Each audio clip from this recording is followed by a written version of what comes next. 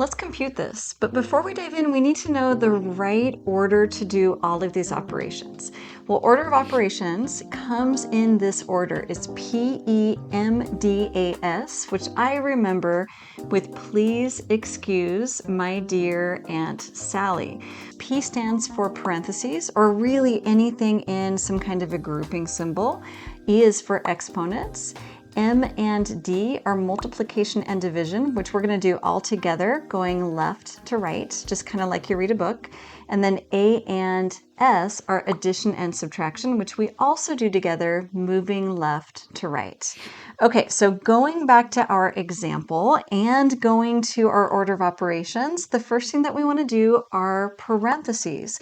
So we're going to go ahead and work that 1 plus 2 that we've got here in the parentheses.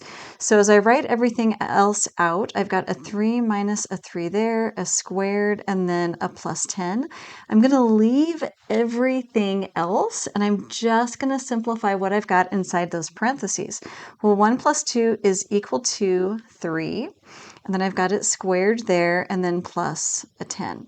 Now I don't have any other grouping symbols. So a little curly bracket could be a grouping symbol, a fraction could be a grouping symbol, a square root could be a grouping symbol. I don't have any of those, so I can go ahead and check off P. Parentheses are done. Next are my exponents, and I do have an exponent here, and it is that power 2. Now the power only gets applied to what is right next to it, so we're only going to square that 3. So writing what is going to stay plus 10, I want to do this 3 squared right here. Okay, and 3 squared is 9. And that's a multiplied, so I'm just going to write times 9. Okay, no more exponents, so we're going to check that one off.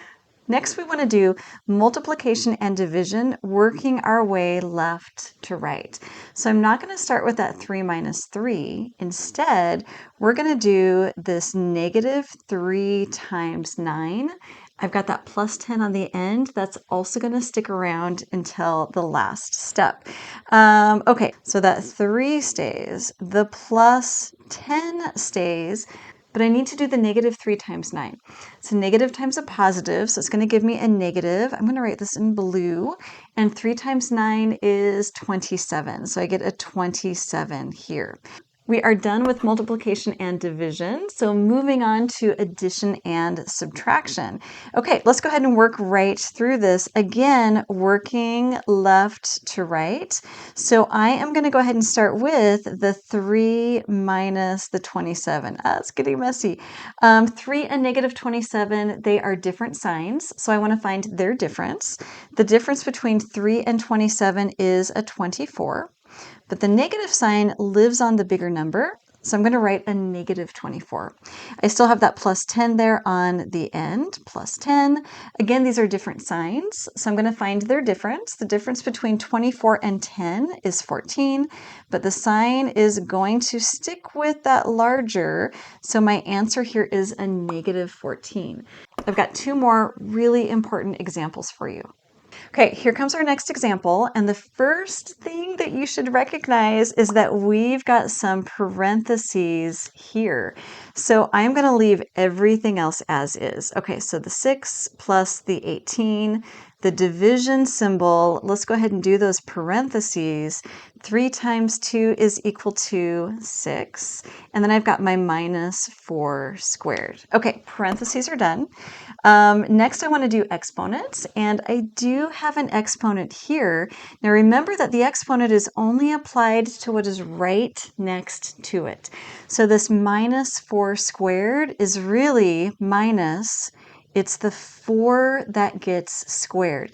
The only way that we would square the negative sign is if that lived in the parentheses with the 4, and it doesn't. Let me get rid of that.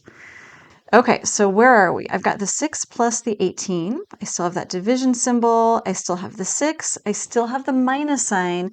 Let's do the 4 squared. 4 squared is 16. Okay, we can check off exponents, and we're ready for multiply and divide.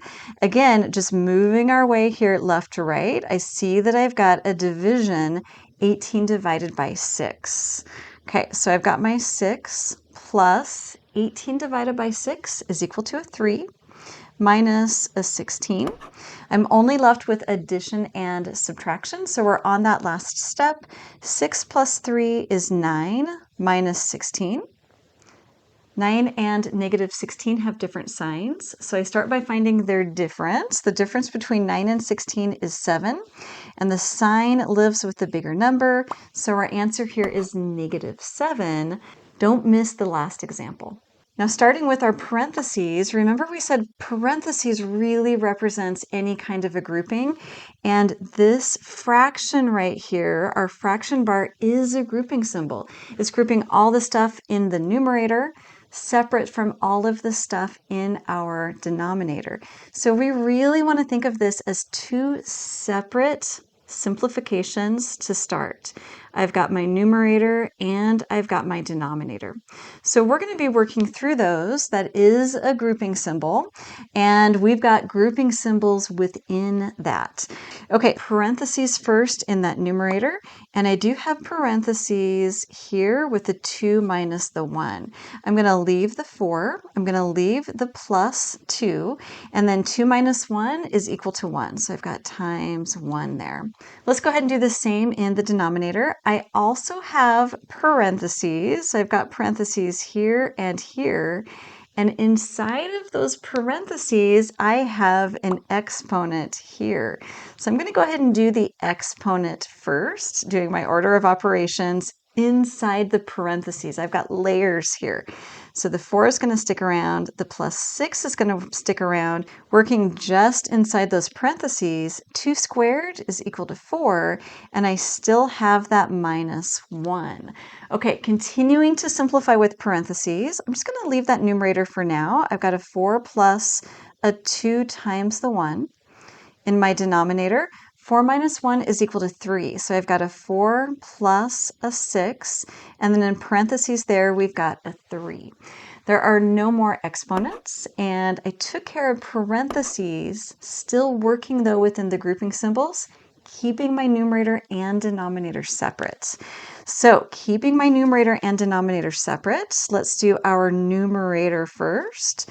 So we get 4 plus 2 times 1. 2 times 1 is equal to 2. So I'm doing that multiplication and division step. In my denominator, I can do the same thing, right? Doing the multiplication and division step, there's only multiplication. So the 4 plus stays. 6 times 3 is 18. Okay, we are almost done. Let me just scooch this up a little bit. I'm ready to add and subtract now. So keeping still everything separate. The numerator, 4 plus 2 is 6. The denominator, 4 plus 18 is 22. Now there's nothing left to do in the numerator. There's nothing left to do in the denominator. So let's think about combining these together now. I notice that 6 and 22 are both even numbers, which means that we've got a greatest common factor. I can reduce these. 2 goes into both the numerator and the denominator. So this is equal to, I'm going to give myself a little extra room, the 6 over the 22. I can divide by that greatest common factor of 2. So 6 divided by 2 and 22 divided by 2. However you decide to reduce this, you are going to get that answer of 3 over 11. You've got this. I've got another video for you here.